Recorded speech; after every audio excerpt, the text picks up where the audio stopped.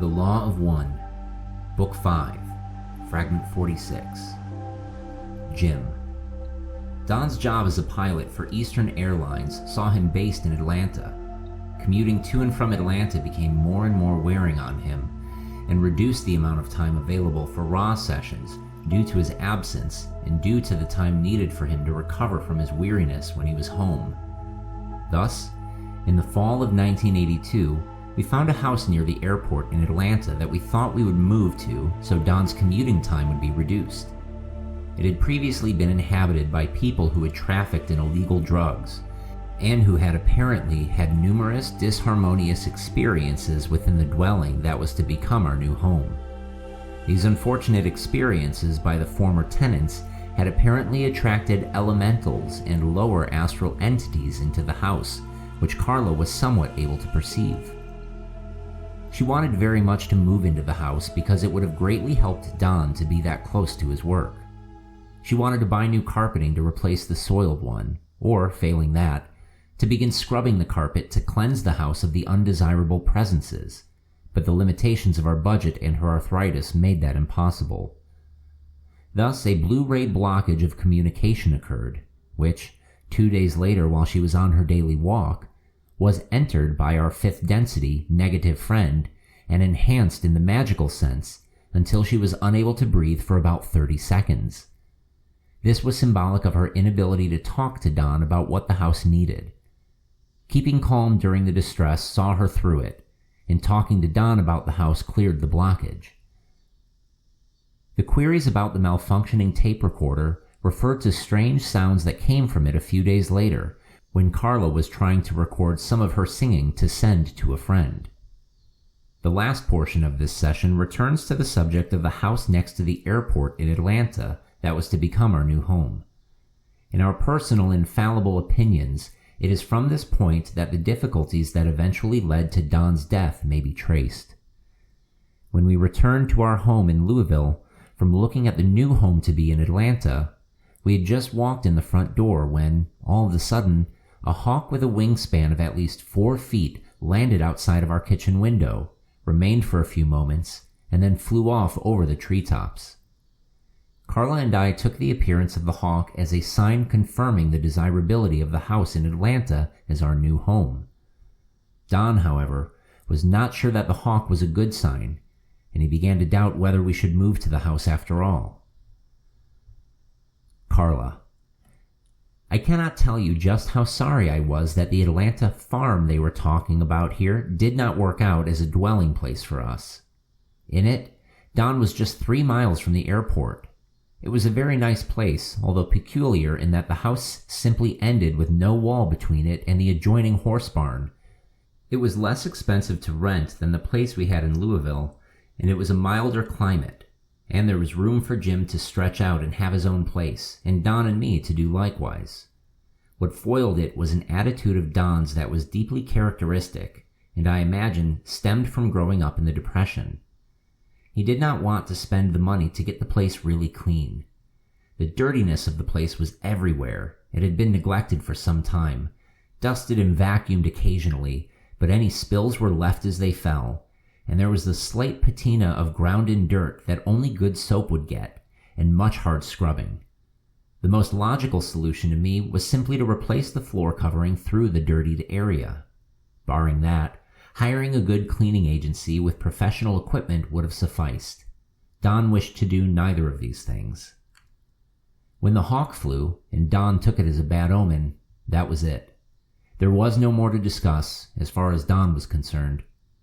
At that point, as Jim had said, there was a definite shift in Don's peace of mind. He was more concerned about having enough energy to work as a pilot than ever, and yet everything seemed to be too much trouble. When we tried to buy the Louisville house from its owner, there was a $5,000 dispute that the owner and Donald developed that put the quietus on that deal. So we had to move somewhere, as the owner of the Louisville property was selling it out from under us. Don eventually okayed a lovely and pricey house on Lake Lanier, about 40 bad miles from the airport. What we hadn't realized was that the Atlanta traffic is terrible. After the Olympics were held there, the whole nation became aware of that. and Don had to drive from the extreme north of the traffic tangle to the extreme south, where the airport lay. He spent more time getting there from the lake house than he had done from Louisville, since all he had to do in Louisville was take the short drive to the airport and commute for an hour to Atlanta. The driving from the lake was always an hour and a half to 2 hours because of the traffic. There simply seemed no relief and no solution at that house. And so began a difficult experience for all three of us who somehow had no safe place to be.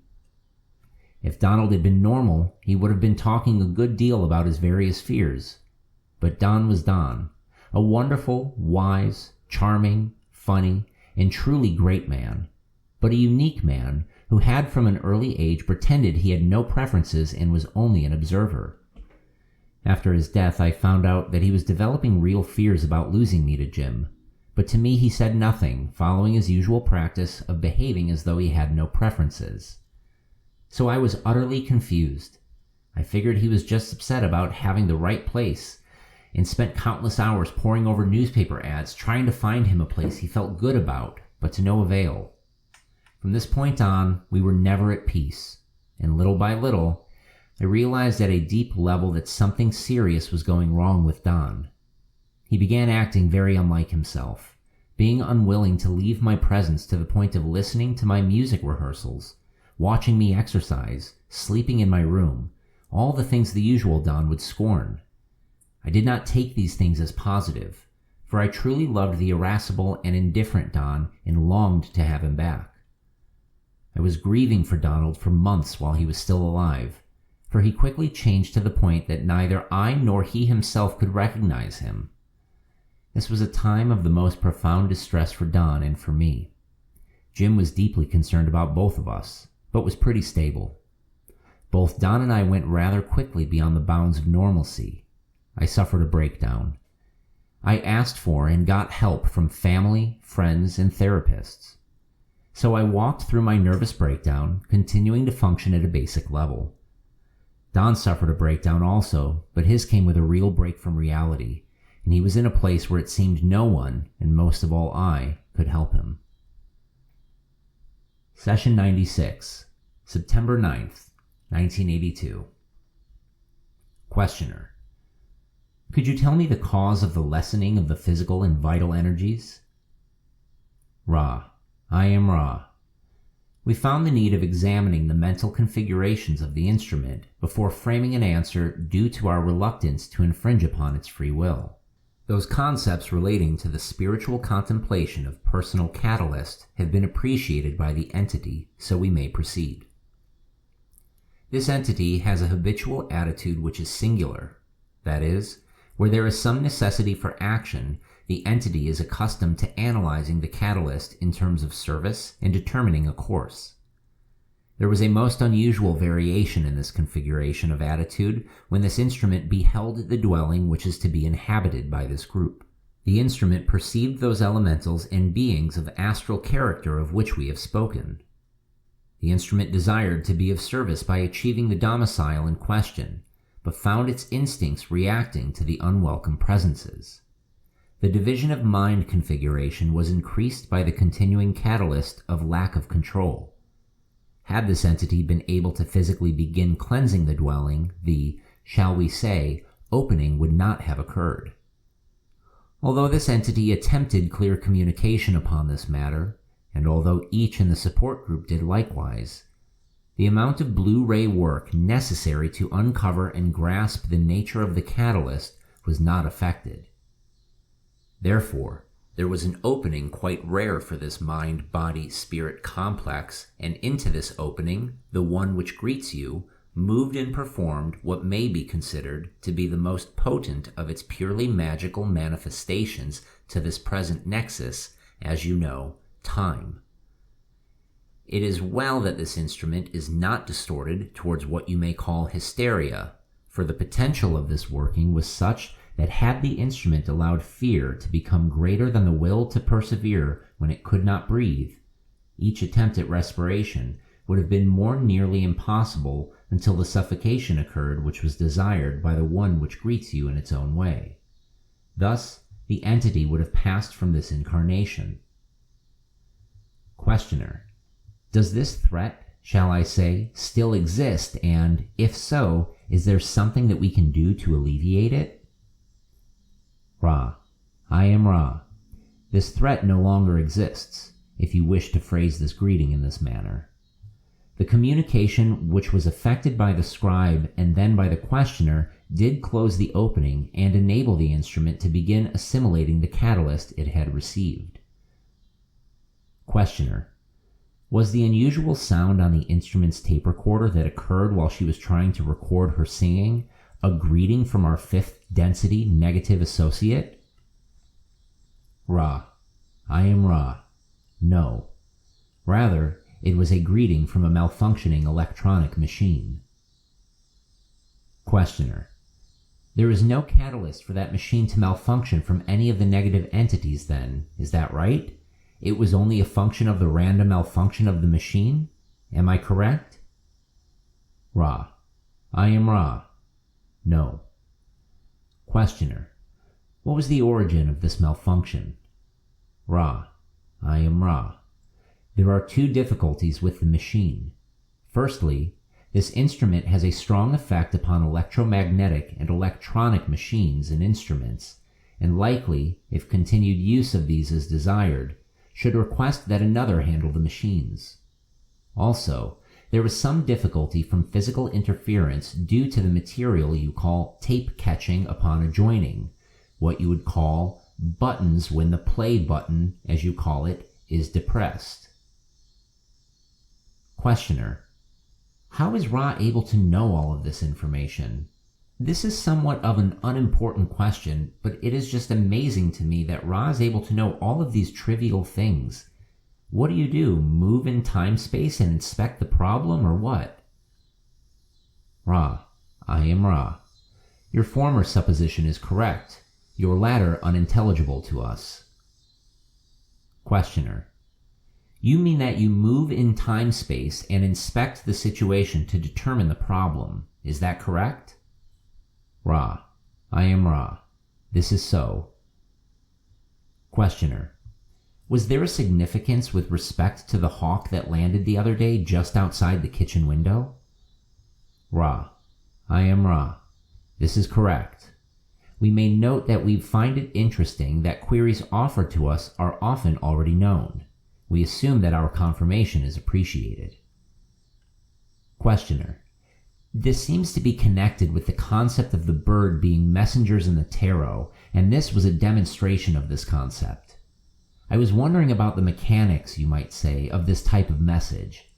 I assume that the hawk was a messenger, and I assume that as I thought of the possible meaning of this with respect to our activities, I was, in the state of free will, getting a message in the appearance of this very unusual bird.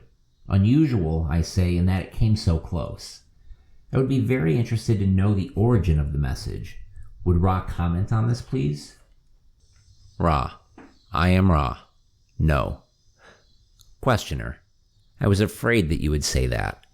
Am I correct in assuming that this is the same type of communication as depicted in card number 3 of the Catalyst of the Mind? Ra. I am Ra. We may not comment due to the law of confusion. There is an acceptable degree of confirmation of items known, but when the recognized subjective sigil is waived and the message not clear, then it is that we must remain silent. Jim. After more thought on the subject of the hawk, Don again queried Ra about its significance. Since Ra did not wish to infringe upon Don's free will by clearly explaining the meaning of the hawk, and thus making Don's decision to move or not move to the house for him, the most Ra could do was speak in an indirect sense, in a kind of riddle that required that Don, and each of us, make our own determinations. The extreme desire on the part of any positive entities such as Ra to maintain the free will of each person on our third density planet is due to the fact that if an entity such as Ra gives information that could change one's future choices, that entity then has not only taught the third density being, but has learned for it. By learning for it, it has removed the spiritual strength that comes to one who struggles and finally learns for him or herself. In the larger view, This is not seen as a service, but as a disservice. Because of Don's doubt about the appropriateness of the house in Atlanta as our next home, we did not move to that house but remained in Louisville for another year. It was the fall of 1983 before we finally found another house in the Atlanta area and moved there. By that time, Don's weariness had increased to the critical point, and he had begun worrying more and more about whether he was even going to have a job, since Eastern Airlines was rapidly failing financially. Carla.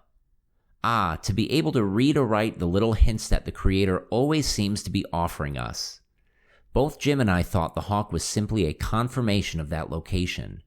But Don was the boss, and he really felt unsure, to the point that he left, for a time, the idea of moving completely, and tried to purchase the house we were renting. As I mentioned, the difference of about 4% of the house's cost was in dispute, and Donald did not see his way clear to giving the rather greedy owner an extra bonus for having us over the barrel of buy or move. So in the end, we were forced to move somewhere, either in Louisville or Atlanta. It was a fateful move, attended from the beginning by struggles and problems. The sad tale of our demise as a group able to contact Ra was beginning. Session 97, September 15th, 1982. Questioner. I've been doing some consideration of the appearance of the hawk, and have made this analysis of the bird in card number 3. The bird is a message from the higher self, and the position of the wings on card 3, one pointing toward the female, indicates that it is a message to the female acting as catalyst for the mind. The position of the downward wing indicates that the message is of a negative nature, or of a nature indicating the inappropriateness of certain mental activity or plans. Would Ra comment on that? Ra. I am Ra. No. Questioner. Is the reason for this lack of comment the first distortion? Ra. I am Ra. This is correct. Questioner. I have analyzed the hawk that I saw immediately after returning from the house in Atlanta as a message, probably from my higher self, indicating that the plan of moving was not the best or not too appropriate, since, without the hawk, we would have continued as planned with no added catalyst. This single catalyst of a remarkable nature then, logically, from my point of view, could only mean that there was a message as to the inappropriateness of the plan for some reason yet to be discovered. Would Ra comment on that? Ra. I am Ra. We tread as close as possible to the law of confusion in suggesting that not all winged creatures have an archetypical meaning. We might suggest that the noticing of shared subjectively notable phenomena is common when, in another incarnational experience, work significant to the service of increased polarity has been shared. These subjectively interesting shared phenomena then act as a means of communication, the nature of which cannot be discussed by those outside of the shared incarnational experience without the interference of the free will of each entity involved in the complex of subjectively meaningful events. Questioner. Can Ra tell us the source of the unusual odor in this room this morning? Ra. I am Ra. There are two components to this odor. One is, as has been surmised, the decomposing physical vehicle of one of your second-density rodentia. The second is an elemental which is attempting to take up residence within the putrefying remains of this small creature. The cleansing of the room and the burning of the incense has discouraged the elemental. The process of decomposition shall, in a short period of your space-time, remove the less than harmonious sensations provided for the nose. Questioner. I find myself presently in a difficult position of decision, primarily because of the appearance of the aforementioned hawk upon our return from Atlanta. The only objective of any value at all is the work that we are doing, which includes not only the contact, but communication and dissemination of this material to those who might request it. Since a move was connected with that, and since the hawk was, to me, obviously a function of that process, I am presently in a quandary with respect to the optimal situation, since I have not yet definitely decided on the significance of the hawk or the advantages or the efficacious of the move and do not want to create any process which is basically irreversible if it's going to result in a lack of our ability to be of service to those who would seek that which we are able to manifest in our efforts. Would Ra comment on that situation? Ra: I am Ra. The questioner presumes much, and to comment is an infringement upon its free will. We may suggest the pondering of our previous comments regarding the winged creatures of which you speak. We repeat that any place of working, properly prepared by this group, is acceptable to Ra. The discrimination of choice is yours.